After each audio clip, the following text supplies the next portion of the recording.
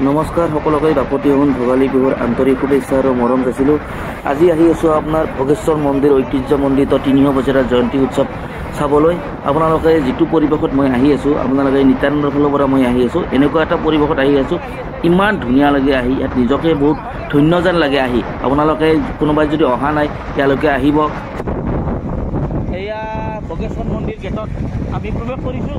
নিত্যানন্দৰ পৰা পোনে ৪ kilometre distance হ'ব আপোনাৰ এই ঐতিহ্যমণ্ডিত ভোগেশ্বৰ মন্দিৰলৈ।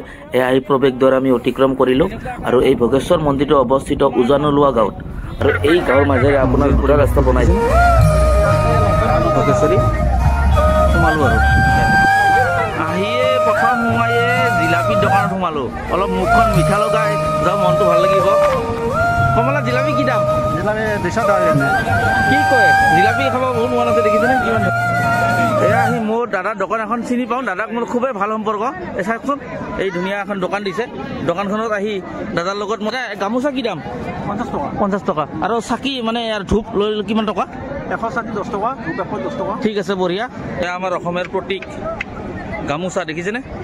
ইয়াত আপুনি দিয়াৰ কাৰণে, গাঁঠ খোৱাৰ কাৰণে এনেকৈ চাকি বন্তি ইয়াত আছে। চাকি বন্তি দেখিছেনে? এই পৰিৱেশত একদম ইমান ধুনীয়া এটা মনোমোহা পৰিৱেশ দেখিছেনে? এয়া ভোগেশ্বৰ দেৱালয়। এইটো আমাৰ ঐতিহ্যপূৰ্ণ মন্দিৰ। আমাৰ ভোগেশ্বৰ মন্দিৰৰ মন্দিৰ চৌহদত উপস্থিত হৈছোঁ আৰু দেখিছেনে ইমান জনসমুদ্ৰ পৰিৱেশ, কিমানেই এটা ভক্তিভাৱ লৈ আহিছে।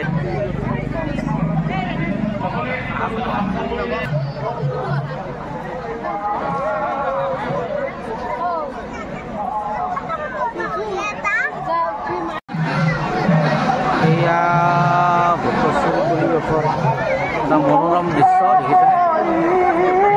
ধুনীয়া এটা পৰিৱেশ মানুহৰ।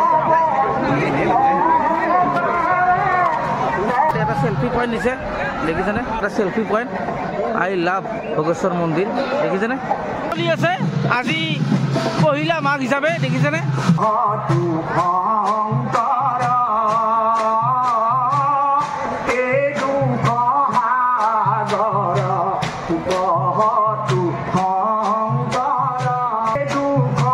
ভোগেশ্বৰী মন্দিৰত আহি বাইদেউ আৰু ভণ্টি ভাগিন আছে, গোটেইবিলাক আহিছে। বহুত ভাল লাগিছে লগ পাই। ইয়াত আহি আজি পবিত্ৰ এটা দিন, বহুত ভাল লাগিছে। আজি তাৰমানে ভোগেশ্বৰী মন্দিৰত ৩০০ বছৰীয়া দিন। কেনেকুৱা লাগিছে ভাগিনাহঁত? ভাল লাগিছেনে? ভাল লাগিছে, সকলোৱে আহিব। এয়া এটা পৰিৱেশ দেখিছে, ইয়াত আহি নিজকে পবিত্ৰ পবিত্ৰ যেন লাগিছে। এনেকুৱা এটা পৰিৱেশত আহি সঁচাকৈ নিজকে বহুত পুণ্য কৰা যেন লাগি আছে আজি আহি। আৰু ভোগেশ্বৰ মন্দিৰৰ বহুত এটা ঐতিহ্যপূৰ্ণ মন্দিৰ।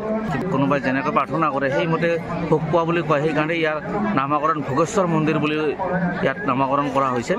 মই যিখিনি জানো আৰু খুব ভাল লাগিছে ইয়াত আহি। কিমান আটক ধুনীয়া হৈছে।